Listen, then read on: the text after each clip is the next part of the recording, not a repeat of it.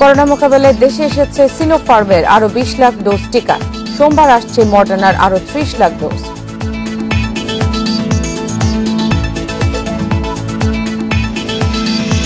Corona সংক্রমণ না কমলে চিকিৎসা ব্যাহত হওয়ার শঙ্কা। ঈদের পরে লকডাউনে বন্ধ গার্মেন্টস সহ সব কারখানা।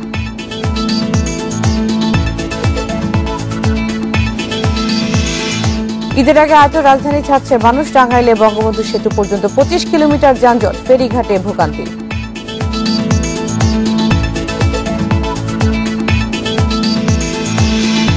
রাজধানী সহ হাটগুলোতে অনেক পশু উঠলেও এখনো জমেনি বেচাবিক্রি। সময় কম থাকলেও এখনো দাম বেশি হাঁকছেন বিক্রেতারা।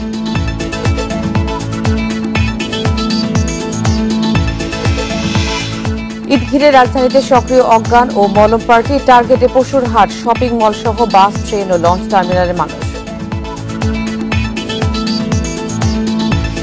স্বাগত ইন্ডিপেন্ডেন্ট সংবাদে, আপনাদের সঙ্গে আছি নুসহাত আফরিন। শিরোনাম শুনছিলেন, এবার বিস্তারিত।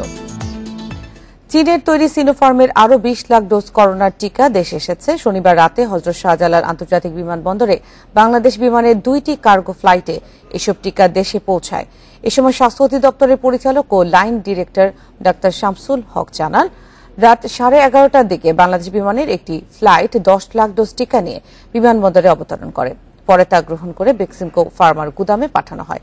এছাড়াও রাত 3টায় বাংলাদেশের বিমানের আরও একটি ফ্লাইটে আসে আরো 10 লাখ ডোজ টিকা। সোমবার আরো 30 লাখ ডোজ যুক্তরাষ্ট্রের মডার্না টিকা দেশে আসবে বলেও জানান স্বাস্থ্য অধিদপ্তরের এই কর্মকর্তা।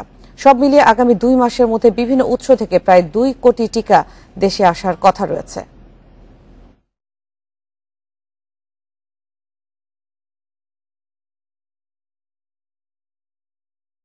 সামনে আমাদের হাতে আরো ভ্যাকসিন আসবে, এইটুকু আমরা বলতে পারি, এবং সেই তথ্য যখনই আমাদের কাছে যেটা আসবে তখনই আপনাদেরকে জানাবো। তো আমরা এর আগে পেয়েছি 31, আজকে পেলাম 20, তার মানে 51 লক্ষ। তার মধ্যে আগের 31 লক্ষ তো ছিল আমাদের উপহার। গণটিকা কর্মসূচির আওতায় প্রতিদিন দেশ জুড়ে টিকা নিচ্ছেন প্রায় 2 লাখ মানুষ। শনিবার সকাল থেকে বিভিন্ন কেন্দ্রে দেখা গেছে টিকা নিতে আসা মানুষের লাইন। তবে কিছু কিছু কেন্দ্রে টিকাদান শুরুর কিছুক্ষণের মধ্যেই টিকা শেষ হওয়ায় ফিরে আসতে হয়েছে অনেকে। মোবাইলে বার্তা পাওয়ার পরেও টিকা নিতে না পেরে ক্ষোভ প্রকাশ করেছেন তারা। করোনার ভয়ালো থাবায় দেশে প্রতিদিন গড়ে প্রাণ হারাচ্ছেন 200 মানুষ।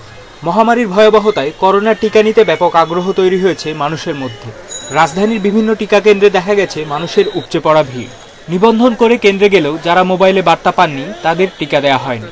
আবার কিছু কেন্দ্রে দুপুরের আগেই টিকার মজুদ ফুরিয়ে যাওয়ায় মোবাইলে বার্তা পেয়ে আসা সবাইকেও টিকা দেয়া যায়নি। দূর দূরান্ত থেকে আসতেছে, এখন আয়সা ভোগান্তি হইতেছে, মেসেজ যাইতেছে না। আমাদের ভোগান্তি শেষ নেই। আমরা সকাল 8টা থেকে দাঁড়িয়েছি লাইনে। এখন যে কখন আমাদের টিকা সম্পূর্ণ হবে আমরা ঠিক জানি না। ঢাকার বাইরেও বিভিন্ন জেলার টিকা কেন্দ্রে ছিল মানুষের ভিড়। চুয়াডাঙ্গায় গত 3 দিনে টিকা নিয়েছেন মোট 5786 জন। মানুষ টিকা নিতে অতটা আগ্রহী ছিল না, কিন্তু এখন টিকা নিতে গ্রামগঞ্জ থেকে একেবারে মানুষ অনেক আগ্রহী।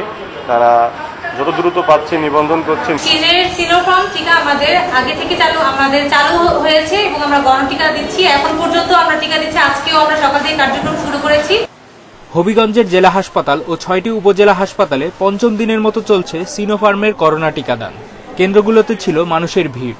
এদিকে রাজশাহী সিটি কর্পোরেশন এলাকায় টিকা প্রত্যাশীদের চাপ সামলাতে বাড়ানো হচ্ছে টিকাদানের বুথ। মাহমুদুর নবী, ইন্ডিপেন্ডেন্ট নিউজ। জনপ্রশাসন প্রতিমন্ত্রী জানিয়েছেন, ঈদের পর 23 জুলাই থেকে আবারও শুরু হচ্ছে 14 দিনের কঠোর লকডাউন। সে সময় বন্ধ থাকবে গার্মেন্টস সহ সব শিল্প কারখানা। আর সংক্রমণ নিয়ন্ত্রণে না এলে হাসপাতাল করে ডাক্তার নিয়োগ দিয়েও চিকিৎসা দেওয়া কঠিন হবে বলে সতর্ক করেছেন স্বাস্থ্যমন্ত্রী। প্রতিদিনই বাড়ছে করোনা সংক্রমণ, ঊর্ধ্বমুখী মৃত্যুর হার, হাসপাতালের সংকট সজ্জার। পরিস্থিতি মোকাবিলায় দেশজুড়ে চলা লকডাউন কোরবানির ঈদ সামনে রেখে 8 দিনের জন্য শিথিল করেছে সরকার। তবে 23 জুলাই থেকে আবারও কঠোর লকডাউন শুরু। বন্ধ থাকবে গার্মেন্টস সহ সব ধরনের কারখানা। আমরা যতদিন পরিপূর্ণভাবে না নিতে পারছি ততদিন কিন্তু আমাদের মাস্ক পরতে হবে। বিশেষ কারণে আমাদেরকে একটু চলাফেরার উপরে শিথিল করতে হয়েছে, কিন্তু আমরা স্বাস্থ্যবিধি কোনো শিথিল করিনি। আমরা সকলকে চাচ্ছি সকলে যাতে করে স্বাস্থ্যবিধি মেনে চলে, মাস্ক পরে চলে এবং খুব সতর্কতার সাথে চলে। অপ্রয়োজনে বাইরে আসবে না, ঘরে থাকবে। এদিকে স্বাস্থ্যবিধি না মানলে পরিস্থিতি আরো ভয়াবহ হবে বলে সতর্ক করেছেন স্বাস্থ্যমন্ত্রী। তখন নতুন করে হাসপাতাল ও ডাক্তার নিয়োগেও চিকিৎসা দেয়া কঠিন হয়ে পড়বে বলেও শঙ্কা তার। হাসপাতালের সিট প্রায় শেষ হয়ে আসছে, ডাক্তার, নার্স, অন্যান্য যারা সেবী আছে তারাও ক্লান্ত হয়ে যাচ্ছে।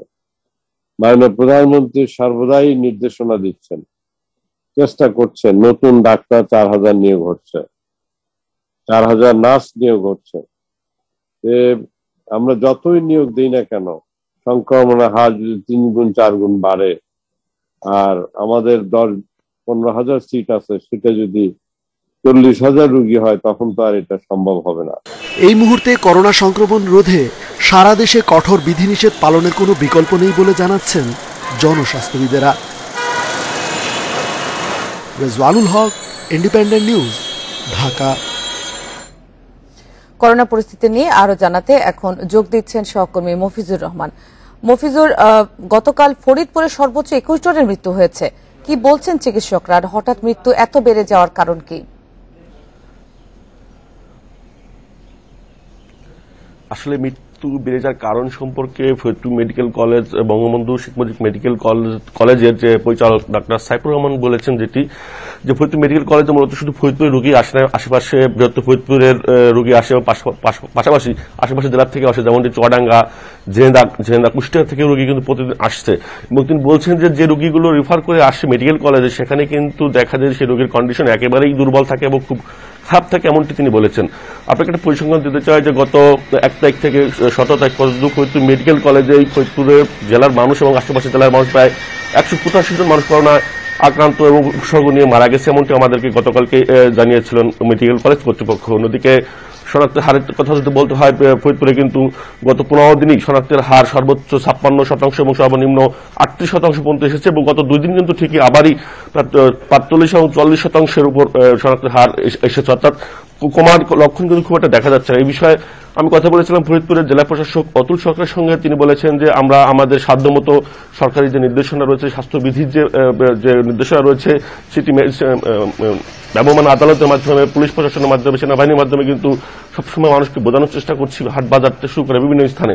তারপরে মানুষ কিন্তু শহরের মানুষের মধ্যে কিছুটা সচেতনতা, অর্থাৎ মাস্ক পরা প্রবণতা বাড়লেও কিন্তু গ্রামের মানুষের মধ্যে এই সচেতনতা বোধটা একেবারেই নাই বললেও চলে। তবে তিনি বলেছেন যে আসলে প্রশাসনের আইন দিয়ে জোর করে কিন্তু মানুষকে সচেতন করা আসলে অনেক কঠিন ব্যাপার, যদি না একজন মানুষ তার থেকে নিজের থেকে এগিয়ে না আসে। এটি একটা কথা বলেছেন। অন্যদিকে আপনাকে বলে রাখি যে ফরিদপুর সিভিল সার্জন যেটি বলেছেন ডাক্তার সিদ্দিকুর রহমান, তিনি বলেছেন যে ফরিদপুর জেলায় এ পর্যন্ত 16,600 উপর রোগী আক্রান্ত হয়েছে, তার মধ্যে সুস্থ হয়েছে 13,000-এর অধিক রোগী সুস্থ হয়েছে। তবে গড় সুস্থ হার কিন্তু খুব যে বেশি সেটা তিনি বলেন। তিনি বলেছেন যে 30 থেকে 40 বা কোনো 50 জন রোগী গড়ে সুস্থ হচ্ছে, এমনকি তিনি বলেছেন। তবে আক্রান্তের হার কিন্তু সুস্থতার থেকে বেশি, এটাও তিনি বলেছেন। এবং সেক্ষেত্রে তিনি সাধারণ মানুষের প্রতি যে নির্দেশনা দিয়েছেন যে অবশ্যই মাস্ক পরতে হবে, মাস্ক ঘরের বাইরে আসলেই কিন্তু মাস্কের বিকল্প নেই, মাস্কই পারে একমাত্র এই প্রতিরোধ দুর্গ গড়ে তুলতে এই করোনার হাত থেকে, এমনটি বলেছেন। তো আমি আপনাকে সব মিলিয়ে বলতে চাই যে ফরিদপুর মেডিকেল কলেজ হসপিটালে যে 516 বেড করোনা ইউনিট চালু করেছে, সেখানে কিন্তু প্রত্যেকটা বেডের সঙ্গেই কিন্তু আপনার অক্সিজেনের ব্যবস্থা রয়েছে এবং মেডিকেল কলেজ কর্তৃপক্ষ যেটি বলেছে তাদের কাছে 450 শতাধিক আপনার সিলিন্ডার রয়েছে পর্যাপ্ত পরিমাণে গ্যাস মজুদ। এবং অন্যদিকে যে তরল যে অক্সিজেনটি রয়েছে, ফরিদপুরের যে সেন্ট্রাল প্ল্যান্ট রয়েছে, সেই প্ল্যান্টে কিন্তু 10,000 লিটার গ্যাস অক্সিজেন কিন্তু সেখানে রাখা যায়। তবে বেশি পরিমাণ চাহিদা থাকার কারণে কিন্তু সরবরাহটা তুলনামূলকভাবে অনেকটাই কম। সেক্ষেত্রে কিন্তু আপনাকে বলতে হবে যে প্রতিদিন 4 থেকে 5,000 লিটারের বেশি কিন্তু গ্যাস তারা সরবরাহ করতে পারছে না, কর্তৃপক্ষ তারা গ্যাস সরবরাহ করে থাকে। এবং ফরিদপুরের গ্যাসটি কিন্তু ভারত বেনাপোলের মাধ্যমে, বেনাপোলের বর্ডার দিয়ে কিন্তু ভারত থেকে ফরিদপুরে আসে, ফরিদপুর সহ আশেপাশে জেলায় কিন্তু এই গ্যাসটি আসছে, এমনটি আমাদের বলছে। তো সব মিলে বলতে হয় যে আসলে ফরিদপুর থেকে করোনা পরিস্থিতির খবর। লকডাউন শিথিল হওয়ায় ঈদ উপলক্ষে রাজধানীর বাস টার্মিনাল ও রেল স্টেশনে শনিবার সকাল থেকেই দেখা গেছে ঘরমুখো মানুষের ভিড়। তবে বাসের জন্য টার্মিনাল বা কাউন্টারের সামনে ঘণ্টার পর ঘণ্টা অপেক্ষা করতে হয়েছে যাত্রীদের। সড়ক, মহাসড়ক ও ফেরিঘাটে দীর্ঘ যানজটের কারণে চরম ভোগান্তিতে পড়েছেন তারা। তবে রেলপথে রয়েছে স্বস্তি, নির্ধারিত সময়ে ঢাকা ছেড়ে গেছে প্রতিটি ট্রেন। রাজধানীর মহাখালী বাস টার্মিনালে প্রচন্ড গরমে এভাবেই বাসের জন্য অপেক্ষায় যাত্রীরা। অগ্রিম টিকিট কেটে নির্ধারিত সময়ের আগে টার্মিনালে পৌঁছালেও প্রতিটি বাস অন্তত 4 থেকে 5 ঘন্টা দেরিতে ছেড়েছে। আমরা এটা গ্রামে যাচ্ছি কুরবানি ঈদ করতে। বাসের টিকিট কেটে বসে আছি, বাস এখনো আসে নাই। ময়মনসিংহ থেকে আসবে, তারপর বাসে উঠবো। ওরা বলতেছে আসতেছে আর কি, রাস্তাতে আপনার জ্যাম অনেক, এই জন্য ওয়েট করতে হচ্ছে। গাবতলী বাস টার্মিনালে ভোগান্তি আরও বেশি। বাসের জন্য অপেক্ষা করতে হয়েছে 6 থেকে 7 ঘন্টা পর্যন্ত। ঈদে বাড়ি যাচ্ছি, সবার সাথে ঈদ করবো, তার জন্য 1 ঘন্টা হলো আসছি, এখন জানি না কখন আসবে বাস। 5 ঘন্টা 6 ঘন্টা করে লেট, ওই জন্য বলছে যে ইনস্ট্যান্ট আসেন, টিকিট থাকলে দিয়ে দেবো। কাউন্টারের কর্মীরা জানান, সড়কের পাশাপাশি ফেরিঘাটের দীর্ঘ যানজটের কারণে এ ভোগান্তি। গরুর গাড়ি, বিভিন্ন রাস্তা কাজ চলতেছে, সহজ কাজ চলতেছে, সেক্ষেত্রে রাস্তাতে পুরোটাই জ্যাম হয়ে রয়েছে। বিকেল 5টায় গাড়ি পাইছি, রাত 12টায়, 10:30টায় গাড়ি পাইছি, রাত 2টায় ছেড়ে বাসায় গেছি। এদিকে বাড়ি ফেরা মানুষের ভিড় ছিল কমলাপুর রেল স্টেশনেও। তবে প্রবেশপথে ছিল প্রশাসনের বাড়তি নজরদারি। আন্তজেলা ট্রেনগুলো অর্ধেক আসন ফাঁকা রেখে ঢাকা ছেড়েছে। তবে ভোগান্তি ছিল লোকাল ট্রেনে। 8টা টিকিট দিয়েছে, 8টার মধ্যে আমার 4টা সিট দিয়েছে, আর 4টা সিট দেয় নাই। এভাবে নিরাপত্তা বজায় রাখা কি যায়? প্রতিদিন 38 জোড়া আন্তজেলা ট্রেন এবং 19 জোড়া মেল ট্রেন ছাড়ছে স্টেশন থেকে। স্বাস্থ্যবিধি নিশ্চিতে আলাদা ব্যবস্থা রয়েছে বলে জানিয়েছেন স্টেশন ম্যানেজার। মাস্ক প্রবেশ করতে দিচ্ছি না টিকিট ছাড়া, কিন্তু তারপরেও ট্রেনে এসে মাস্কটা খুলে বিভিন্ন রকম অজুহাত। আসলে রেলপথ মন্ত্রণালয়ের যে কঠোর নির্দেশনাগুলো অর্থাৎ স্বাস্থ্যবিধি মেনে অনুসরণ করতে সেটার প্রতি আমরা আমাদের প্রতীক্ষাবদ্ধ আমরা, এবং আমরা চেষ্টা করছি আপ্রাণ। স্টেশনে স্বাস্থ্যবিধি মানতে কিছুটা উদ্যোগ দেখা গেলেও বাস লঞ্চ টার্মিনালে শুধু মাইকিং এর মধ্যেই সীমাবদ্ধ থাকছে বিষয়টি। মাহমুদ শরীফ, ইন্ডিপেন্ডেন্ট নিউজ, ঢাকা। এদিকে বঙ্গবন্ধু সেতু থেকে টাঙ্গাইল শহরের বাইপাস পর্যন্ত 25 কিলোমিটার যানজট রয়েছে। সড়কের পরিস্থিতি নিয়ে জানাতে টাঙ্গাইল থেকে যোগ দিচ্ছেন সহকর্মী মামুনুর রহমান। মামুনুর, এই মুহূর্তে যানজটের কেমন অবস্থা দেখছেন, আর যানজট নিরসনের কোনো উদ্যোগ নেওয়া হয়েছে কিনা?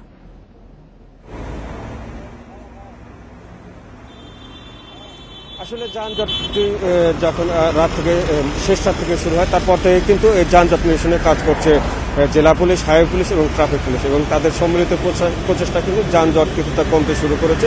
অর্থাৎ সকাল থেকে যে যানজটটি পড়েছিল বঙ্গবন্ধু সেতু পূর্বপাড় থেকে টাঙ্গাইলের শহর বাইপাস পর্যন্ত, সেইখান থেকে অবস্থা কিন্তু কিছুটা উন্নত হয়েছে। বঙ্গবন্ধু সেতু পূর্বপাড়ে ওই অংশটা কিন্তু যানজট এখন কিছুটা কমে এসেছে এবং যানবাহন কিন্তু চলাচল শুরু করেছে। আমি যদি দর্শকদেরকে দেখাই, কিছুক্ষণ আগে এখানে তীব্র থেকে তীব্র যানজট ছিল, কিন্তু এই 2-4-5 মিনিট যাবৎ কিন্তু যানবাহন আবার কিছুটা চলতে শুরু করেছে, অর্থাৎ যানবাহন নড়তে শুরু করছে। আমি যদি বলি, গতকালকে কিন্তু দিনভর যানজটের পরে মানুষ চরম ভোগান্তি নিয়ে এই মহাসড়ক চলাচল করেছে। যার যদিও বিকাল 5টার পর থেকে কিন্তু যানজট নিরসন হয়েছিল এবং রাত 3টা-3:30 পর্যন্ত কিন্তু মহাসড়ক অনেকটাই ফাঁকা ছিল। কিন্তু আজকে ভোর রাত থেকে আবারও যানজট শুরু হয়েছে। যদিও পুলিশের তৎপরতার কারণে যানজট নিরসন হচ্ছে, কিন্তু পুলিশ সুনির্দিষ্ট করে ফাঁকা ছিল। কিন্তু আজকে ভোর রাত থেকে আবারও যানজট শুরু হয়েছে। যদিও পুলিশের তৎপরতার কারণে যানজট নিরসন হচ্ছে, কিন্তু পুলিশ সুনির্দিষ্ট করে বলতে পারছে না যে শেষ মুহূর্ত পর্যন্ত যানজট নিরসন হবে কিনা বা কতক্ষণ নাগাদ যানজট শুরু হবে। আপনি দেখতে পাচ্ছেন যে আবারও যানবাহনগুলো কিন্তু থেমে গেল, অর্থাৎ যানজটের মাত্রাটা কিন্তু আবারও শুরু হয়ে যাচ্ছে। এই যে 25 কিলোমিটারের যে যানজট রয়েছে, সেটা পুলিশের পক্ষ থেকে যেটা বলা হচ্ছে যে আগামী 2-1 ঘন্টার ভিতরে এই যানজট নিরসন হয়ে যাবে। এই হচ্ছে আমার কাছে ঢাকা টাঙ্গাইল বঙ্গবন্ধু মহাসড়কের যানজটের সর্বশেষ পরিস্থিতি। ঈদের আগে অনেকেই দেশের দক্ষিণাঞ্চল থেকে রাজধানী ফিরে আসছেন। ভোর থেকে কিছুটা ভিড় রয়েছে রাজধানীর সদরঘাট লঞ্চ টার্মিনালে। ভিড় থাকলেও মানা হচ্ছে না সামাজিক দূরত্বের বিষয়। অনেকের মুখে মাস্কও নেই। এ বিষয়ে আরো জানাতে সদরঘাট থেকে যোগ দিচ্ছে সহকর্মী সোহেল রানা। রানা, ভোর থেকে সদরঘাটের পরিস্থিতি কেমন দেখছেন?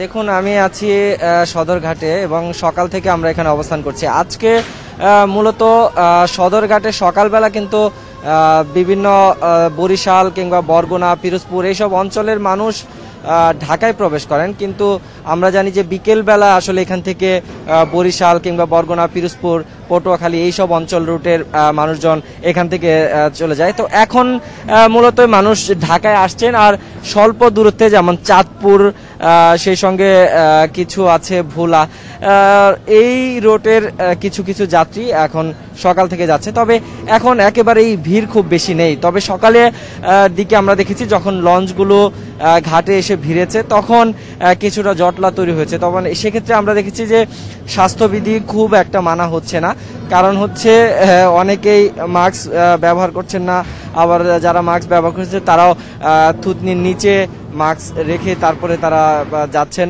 এরকম করে। আর কিছুটা ভিড়ভাট্টা তৈরি হলে কিন্তু সেখানে কিন্তু সামাজিক দূরত্বের যে ব্যাপারটা সেটা কিন্তু আসলে মেনে চলা সম্ভব হয় না। তো সদরঘাটের এখনকার যদিও আমরা বলতে পারি যে কিছুটা মানুষজন কম, কিন্তু দুপুর গড়ানোর সঙ্গে সঙ্গে কিন্তু এইখানে চাপ বাড়বে, কারণ বরিশাল, পিরোজপুর, পটুয়াখালী, বরগুনা এইসব রুটের যারা যাত্রী রয়েছেন, যারা নদীপথে মূলত এই রুটটা ব্যবহার করেন, তারা কিন্তু এখান থেকে যাবেন এবং সেই সময় আসলে চাপ সামাল দেওয়াটা কঠিন হয়ে যাবে এবং সে তুলনায় সামাজিক দূরত্বের যে ব্যাপারটা সেটা মানাটা কতটা সম্ভব সেটি কিন্তু প্রশ্ন থেকেই যায়। কারণ হচ্ছে এক একটা লঞ্চে কিন্তু প্রয়োজনের অতিরিক্ত যতটুকু যাত্রী তার চেয়ে ধারণ ক্ষমতার উপরে যাত্রী ধারণ করা হয়। সেক্ষেত্রে আসলে এক্ষেত্রে সামাজিক দূরত্ব মেনে চলাটা একেবারেই নয়, সম্ভব না। আর করোনার যে ঝুঁকি সেটি কিন্তু আসলে থেকেই যাচ্ছে। আর আজকে মূলত যদিও মানুষ গার্মেন্টস ছুটির পর থেকেই কিন্তু মানুষের চাপ আরো বাড়বে এবং আস্তে আস্তে মানুষের চাপ বাড়ছে এবং কালকে এবং কালকের পরের দিন যেহেতু মানুষের চাপ আরো বাড়বে, সেক্ষেত্রে এই সদরঘাটে কিন্তু সামাজিক দূরত্ব মেনে চলাটা কঠিন হয়ে দাঁড়াবে। তো আমার কাছে এই ছিল এখনকার মতে সদরঘাট এলাকা থেকে এখনকার সর্বশেষ অবস্থা। সোহেল রানা জানাচ্ছিলেন সদরঘাট থেকে। ফেরিঘাট পরিস্থিতি নিয়ে জানাতে রাজবাড়ী থেকে যোগ দিচ্ছেন সহকর্মী শামীম রেজা। আমরা চলে যাচ্ছি সেখানে। শামীম, সকালে ঘাটের কি অবস্থা দেখছেন, আর কোরবানির পশুবাহী গাড়ির কি কোনো জটলা বা সারিয়ে রয়েছে কিনা, কি অবস্থা সেখানে?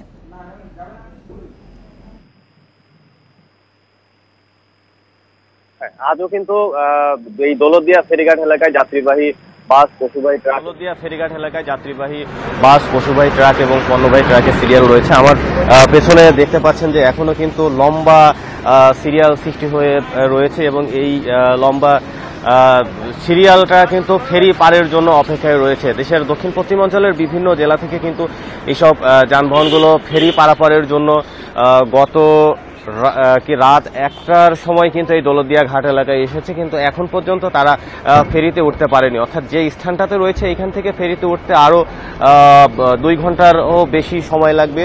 সেক্ষেত্রে কিন্তু প্রতিটা যানবাহনকে 7 থেকে 8 ঘন্টা পর্যন্ত সময় লাগছে। আর এই মুহূর্তে ঘাটের 0 পয়েন্ট থেকে ঢাকা খুলনা মহাসড়কের 5 কিলোমিটার এলাকা জুড়ে যাত্রীবাহী পরিবহন, পণ্যবাহী ট্রাক এবং পশুবাহী ট্রাকের সিরিয়াল রয়েছে। তবে বেশি দুর্ভোগের মধ্যে রয়েছে পশুবাহী ট্রাক চালক এবং ব্যবসায়ীরা, কারণ যে পশুগুলো রাজধানী ঢাকার উদ্দেশ্যে নিয়ে যাওয়া হচ্ছে সেই পশুগুলো কিন্তু দীর্ঘ সময় এই পারের জন্য দৌলতদিয়া ঘাট এলাকায় অপেক্ষা করতে হচ্ছে, যে কারণে গরমে এবং খাদ্য সংকটে পশুগুলো কিন্তু অসুস্থ হয়ে যাওয়ার শঙ্কাও করছে ব্যবসায়ীরা। সেক্ষেত্রে তারা আমরা দেখতে পেয়েছি যে পশুগুলোকে সুস্থ রাখার জন্য হাত পাখা দিয়ে বাতাস এবং বিভিন্ন সময় মাথায় পানি ঢেলে পশুগুলোকে স্বাভাবিক রাখার চেষ্টা করছে। তবে আর এই যানবাহনের যে জট সৃষ্টি হয়ে রয়েছে গত কয়েকদিন ধরে,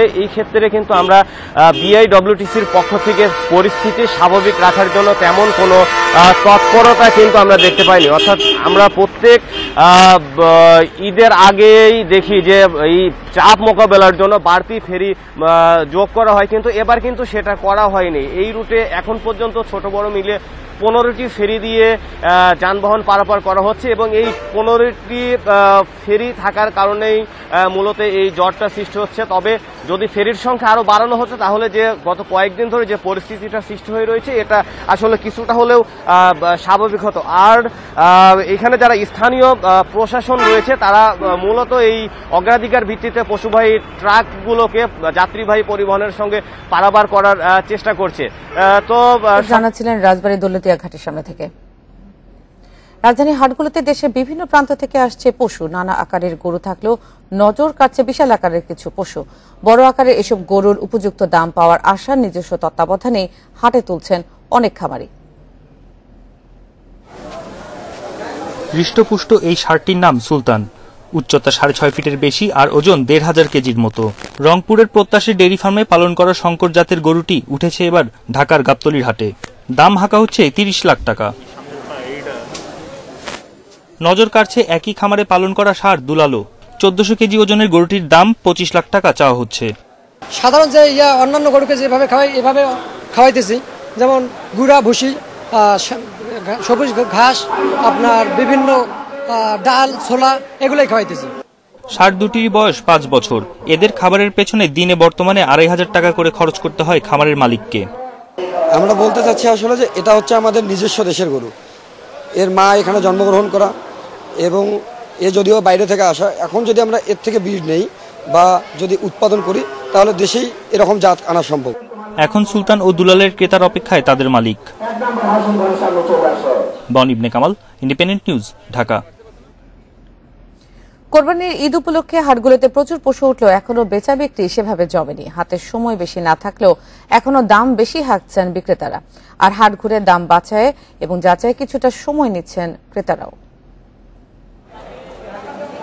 কোরবানির ঈদ সামনে রেখে হবিগঞ্জের বিভিন্ন জেলা উপজেলায় বসেছে প্রায় অর্ধশত পশুর হাট। গ্রামের হাটগুলোতে পুরোদমে বেচাকেনা শুরু হলেও এখনো জমেনি শহরের হাট। বিক্রেতারা বলছেন রাখার জায়গার অভাবে শহরের বাসিন্দাদের অনেকেই এখনো পশু কিনছেন না। তবে 2-1 দিনের মধ্যেই বদলে যাবে এই অবস্থা। যদিও ক্রেতারা বলছেন দাম বেশি হাঁকছেন বিক্রেতারা। আমি হবিগঞ্জ গরুর বাজারে সবচেয়ে বড় গরু নিয়ে আসছি। আমি বর্তমানে দাম চাইতেছি 9 লক্ষ টাকা। দাম অনেক বেশি, মানে পাইকার গুলা গরুর দাম ছাড়তেছে না। বেচা কিনি এখন শুরু হয়েছে না, শুরু হইব। বেচা কিনি ভালো কাস্টমার আছে। করোনা পরিস্থিতির মধ্যে হাট বসায় গুরুত্ব পাচ্ছে স্বাস্থ্যবিধি। এক্ষেত্রে তৎপর আইন শৃঙ্খলা বাহিনীও। গরুর বাজারে নিরাপত্তার জন্য আমরা এখানে ডিউটি করতেছি। যাদের মাস্ক নাই তাদেরকে মাস্ক পরার জন্য নির্দেশ দিচ্ছি। হাটডাকে সরগরম ঝিনাইদহের 12টি পশুর হাট। ঈদ যত এগিয়ে আসছে সঙ্গে সঙ্গে বাড়ছে ক্রেতাও। গরুর বাজার আগুন, কিনা যাচ্ছে না, ক্রেতার চেয়ে গরু বেশি, তারপরেও দাম বেশি। দেশি ছোট গরুগুলোর দাম বেশি যাচ্ছে এবং বেশি হাইব্রিড গরুগুলোর দাম কম। গত বছরে যে বেচা কেনা ছিল 87, তার থেকে আল্লাহর রহমতে এবছর বাজার খুব ভালো। হাটগুলোতে জাল নোট শনাক্তকরণ বুথ স্থাপন সহ সব ধরনের নিরাপত্তা ব্যবস্থা নেওয়া হয়েছে বলে 87, তার থেকে আল্লাহর রহমতে এবছর বাজার খুব ভালো। হাটগুলোতে জাল নোট শনাক্তকরণ বুথ স্থাপন সহ সব ধরনের নিরাপত্তা ব্যবস্থা নেওয়া হয়েছে বলে জানিয়েছেন সংশ্লিষ্টরা। জাল টাকা শনাক্তকরণ এবং ব্যাপারীদের সুরক্ষায় যা যা করার আমরা হাট কমিটির পক্ষ থেকে সবকিছুই করছি। প্রচুর পরিমাণে পশু উঠেছে চুয়াডাঙ্গার হাটগুলোতে। সময় বেশি না থাকায় বিক্রির তোড়জোড় বেশি বিক্রেতাদের। Shamima Rahman, Independent News. ঈদ ঘিরে রাজধানীতে সক্রিয় অজ্ঞান ও মলম পার্টির সদস্যরা। এদের টার্গেট কোরবানির পশুর হাট, শপিং মল সহ বাস, ট্রেন ও লঞ্চ টার্মিনাল। গোয়েন্দা পুলিশের অভিযানে গ্রেপ্তার হয়েছে এমন এক চক্রের 5 সদস্য। তারা অন্তত 25 মামলার আসামি। ঈদে কোরবানির পশু নিয়ে রাজধানীর হাটে আসছেন ব্যবসায়ীরা, নগরবাসীও যাচ্ছেন সেখানে। ব্যস্ততা বেড়েছে শপিং মল, বাস, ট্রেন, লঞ্চ টার্মিনালে। আর এ জায়গাগুলোতে টার্গেট করে সক্রিয় দুর্বৃত্তরা। এদের প্রতিরোধে মাঠে রয়েছে গোয়েন্দা পুলিশও। শনিবার নিউ মার্কেট ও হাজারীবাগে অভিযান চালিয়ে চেতনানাশক ওষুধ ও মলম সহ 5 জনকে গ্রেপ্তার করেছে তারা। পরে গ্রেপ্তারকৃতরা জানিয়েছে অভিনব সব কৌশলের কথা। গাড়ি দিয়ে মানুষ যাইতেছে, দেখা গেছে ফোনে কথা বলতেছে, তখন মনে করেন যে টান দিয়ে লইয়া যাইতেছে, আবার রিক্সা দিয়ে যাইতেছে, গলায় চেন আছে টান দিয়ে নিয়ে যাইতেছে। এইভাবে এক হাতে তো আরেক হাতে যাইতো, আরেক হাতে তো আরেক হাতে যাইতো, এইভাবেই। গোয়েন্দারা বলছেন চুরি ছিনতাই ছাড়াও কখনো কখনো ডাকাতিও করে চক্রের সদস্যরা। ঈদ সামনে রেখে হয়েছে অজ্ঞান ও মলম পার্টি। চক্রের প্রধান কফিলের 60টি সহ গ্রেপ্তার এই 5 জনের নামে আছে 25টি মামলা। ঈদুল আজহাকে কেন্দ্র করে বিশেষ করে যারা পকেটমার, তারপর মলম পার্টি, অজ্ঞান পার্টি, এদের দৌরত্ব বাড়ে। 5 জনকে ধরতে পেরেছি যারা কিছুদিন আগে জেল থেকে বের হয়েছে এবং তারা একটা প্রিপারেশন নিচ্ছিল যে তারা এই ধরনের নাশকতা ঘটাবে বা এই ধরনের ছিনতাই বা মলম দেওয়ার মাধ্যমে বা অজ্ঞান করার মাধ্যমে মানুষের কাছ থেকে টাকা পয়সা হাতিয়ে নেবে। ঈদের কয়দিন বাইরে চলাফেরায় নগরবাসীকে সতর্ক করে অভিযান অব্যাহত রাখার কথা জানিয়েছে গোয়েন্দা পুলিশ। Masudur Rahman, Independent News, Dhaka. কিশোর গ্যাংয়ের দৌরাত্মে অতিষ্ঠ রাজধানীর মিরপুরবাসী। চাঁদাবাজি, জমি দখল সব অপকর্মে জড়িত তারা। প্রতিবাদ করলেই শুরু হয় অত্যাচার। স্থানীয় রাজনীতির ছত্রছায়ায় শক্তিশালী তারা। গোয়েন্দা সংস্থার তদন্তেও কিশোর গ্যাংয়ের পেছনে স্থানীয় প্রভাবশালীদের মদদের তথ্য উঠে আসে। মিরপুর 10-এর ডি ব্লকের চিত্র এটি। বড় ভাইকে সালাম না দেওয়ায় বিপ্লব কিশোর গ্যাংয়ের সদস্যরা মারধর করছে প্রতিপক্ষ গ্যাংয়ের সদস্যদের। খোঁজ নিয়ে জানা যায় এই গ্যাংয়ের প্রধান বিপ্লব মৃধা। সহকারী হিসেবে কাজ করে ফয়সাল, মাহবুব, পারভেজ সহ আরো অনেকে। এসব গ্যাংকে আধিপত্য বিস্তারে কাজে লাগাচ্ছে প্রভাবশালীরা। 11 নম্বর সেক্টরের পলাশবাড়ি এলাকার এই গরুর ফার্মটি স্থানীয় কাউন্সিলর জহুরুল ইসলাম মানিকের। কিশোর গ্যাংকে কাজে লাগিয়ে অহিদ মোল্লা নামক একজনের 10 কাঠা জমি দখল করে এটি গড়ে উঠেছে বলে দাবি ভুক্তভোগীদের। এখন আমার বাবার সম্পত্তি ওরা খারিজ করতে পারে না, কিছু না, খারিজ আমাদের নামে। সারা মিরপুরটাই তো ওর মানিকের। ও শুধু আমার জায়গা দখল করে না, আরো জায়গা যায় দেখেন দখল আছে। মিরপুর 10 ও 13 নম্বরের ভ্রাম্যমাণ দোকানগুলো থেকে চাঁদা তোলে এ চক্র। অগ্রিম হিসাবে নেওয়া হয় 50,000 থেকে 1 লাখ টাকা। পজিশন দেওয়ার কথা, আমি ওখানে ব্যবসা করব, কিন্তু ওরা আমার পজিশনও দেয় না, টাকা দেয় না। টাকা চাইতে গেলে উল্টো ভয়ভীতি দেখা। এদের লোক কথা বলা মানে পাপ, যা করে যায়। টিটকারি মারে, মেয়ে লোক যাইতেছে টিটকারি মারে, তো কিছু কইতে পারি না, সইতেও পারি না। গোয়েন্দা সংস্থার তদন্তে উঠে আসে এই এলাকায় বেশ কয়েকটি কিশোর গ্যাং সক্রিয় স্থানীয় কাউন্সিলর মানিকের নেতৃত্বে। বিয়ের প্রলোভন দেখিয়ে তার বিরুদ্ধে দীর্ঘদিন ধরে ধর্ষণের অভিযোগও এনেছেন এক নারী। আমাকে যখন বললো যে আমি তোমাকে বিয়ে করব, তখন আমি আকাশ ভেঙে পড়লো যে এটা কিভাবে সম্ভব। সে আমার বিচারক, সে আমার চাচা, সে আমাকে কিভাবে বিয়ে করতে চায়। আমার লাইফটা বরবাদ। আজকে আমি রাস্তায়, ভাই বোনদের কাছেও আমি তেমন একটা মুখ পাই না। অভিযোগ নাকচ করেছেন কাউন্সিলর মানি। তার দাবি যুবলীগের সম্মেলন ঘিরে এসব তার বিরুদ্ধে প্রতিপক্ষের অপপ্রচার। প্রমাণ করতে পারে যে আমি মাদক সেবন করেছি, মাদকের সাথে আমার সম্পর্ক ছিল, কোনোদিন কোথাও চাঁদাবাজি করেছি, কোনোদিন কোথাও কোনো দখলদারি করেছি, কিশোর গ্যাংকে লালন পালন করেছি, তাহলে আমি এই আওয়ামী রাজনীতি থেকে নিজেই সরে দাঁড়াবো এবং কাউন্সিলর থেকেও পদত্যাগ করব। এলাকায় শান্তি শৃঙ্খলা বজায় রাখতে কিশোর গ্যাংয়ের পৃষ্ঠপোষকদের দমন করার দাবি মিরপুরবাসীর। Suman Tanvir, Independent News, Dhaka. নারায়ণগঞ্জের ফতুল্লায় আধিপত্য বিস্তার ও মাদক ব্যবসায় বাধা দেওয়ায় ইমন নামে এক যুবককে ছুরিকাঘাতে হত্যা করেছে দুর্বৃত্তরা। এই ঘটনায় আহত হয়েছে আরও 2 জন। পুলিশ জানায় গতকাল রাতে পশ্চিম দেওভোগ নগর এলাকার হাজির মাঠে এই হত্যাকাণ্ডের ঘটনা ঘটে। স্থানীয়রা জানায় দীর্ঘদিন ধরে একটি গ্রুপ এলাকায় আধিপত্য বিস্তার ও মাদক বিক্রি করে আসছিল। নিহত ইমনের বড় ভাই ব্যবসায় বাধা দিলে তাদের মধ্যে ঝগড়া হয়। সেই ঘটনার জের ধরেই গতকাল রাতে বড় ভাই ওমরকে না পেয়ে তার ছোট ভাই ইমনকে ছুরিকাঘাত করে। সে সময় বাধা দিলে আহত হয়। পরে তাদের উদ্ধার করে নারায়ণগঞ্জ ভিক্টোরিয়া জেনারেল হাসপাতালে নেওয়া হলে চিকিৎসক ইমনকে মৃত ঘোষণা করেন। নিহতের মরদেহ ময়না তদন্তের জন্য মর্গে রাখা হয়েছে। হত্যার সাথে জড়িতদের গ্রেপ্তারে অভিযান চালাচ্ছে পুলিশ।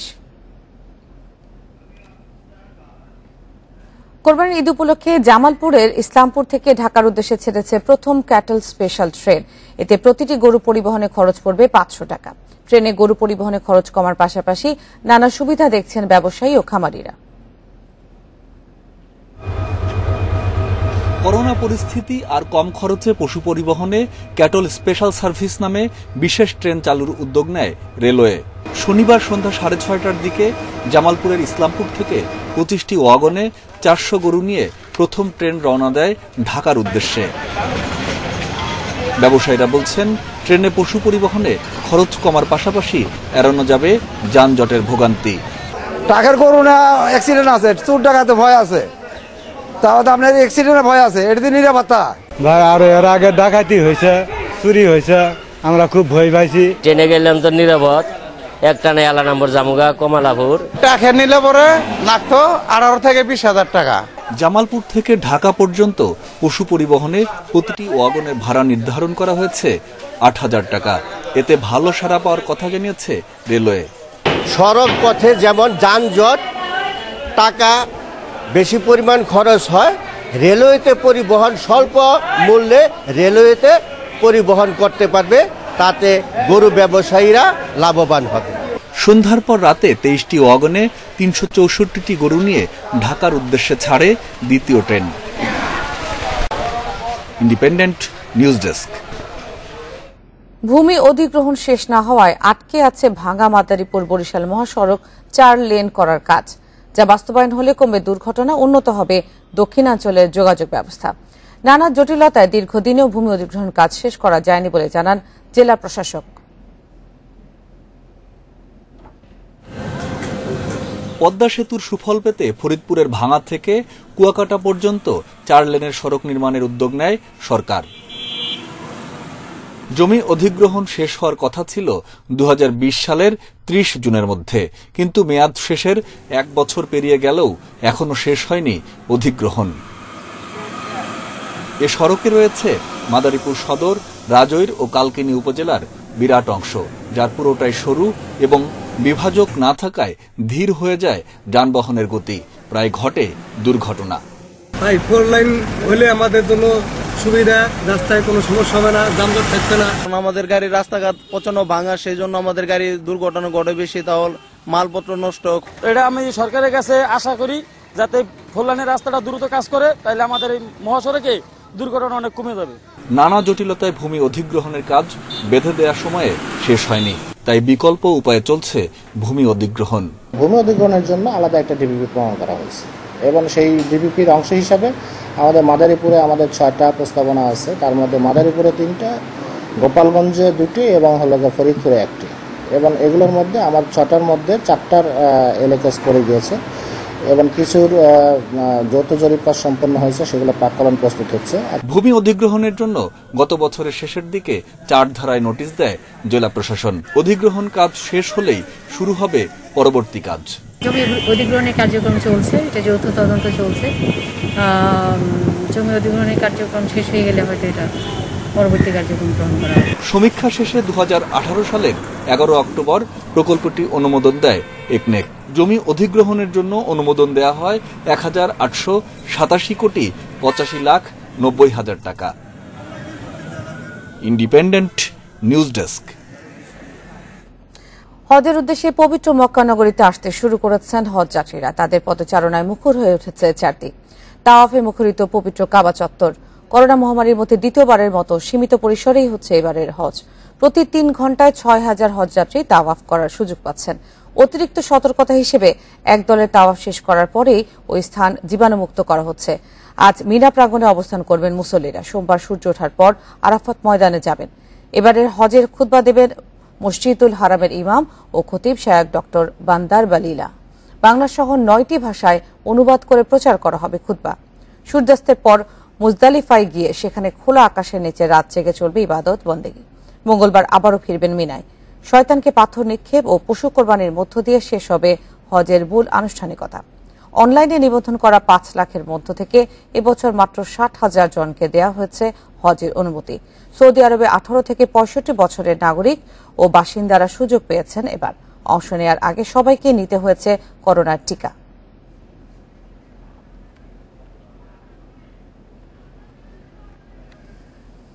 বিশ্বে করোনায় 7,000-এর বেশি মানুষের মৃত্যু হয়েছে। নতুন করে শনাক্ত হয়েছে 4,80,000-এর বেশি মানুষ। এ নিয়ে বিশ্বে আক্রান্তের সংখ্যা ছাড়ালো 19,07,50,000। আর মৃত্যু 40,98,000-এর বেশি। ব্রাজিলকে ছাড়িয়ে বিশ্বে একদিনে সবচেয়ে বেশি মৃত্যু হয়েছে ইন্দোনেশিয়ায়। 24 ঘন্টায় 1092 জনের মৃত্যুর সাক্ষী হয়েছে দেশটি। নতুন শনাক্ত প্রায় 52,000। ব্রাজিলে একদিনে প্রাণ গেছে 823 জনের। বিশ্বে একদিনে সবচেয়ে বেশি সংক্রমণ হয়েছে যুক্তরাজ্যে। নতুন করে শনাক্ত হয়েছে 54,674 জন। আক্রান্ত হয়েছেন দেশটির স্বাস্থ্যমন্ত্রী। পরিস্থিতি নিয়ন্ত্রণে ভ্রমণ নিষেধাজ্ঞায় সংশোধন করেছে যুক্তরাজ্য। টিকা নেওয়া থাকলেও ফরাসি নাগরিকদের যুক্তরাজ্যে 10 দিনের বাধ্যতামূলক কোয়ারেন্টাইনে থাকতে হবে। 2 সপ্তাহ পর যুক্তরাষ্ট্রে একদিনে সর্বনিম্ন প্রাণহানি হয়েছে।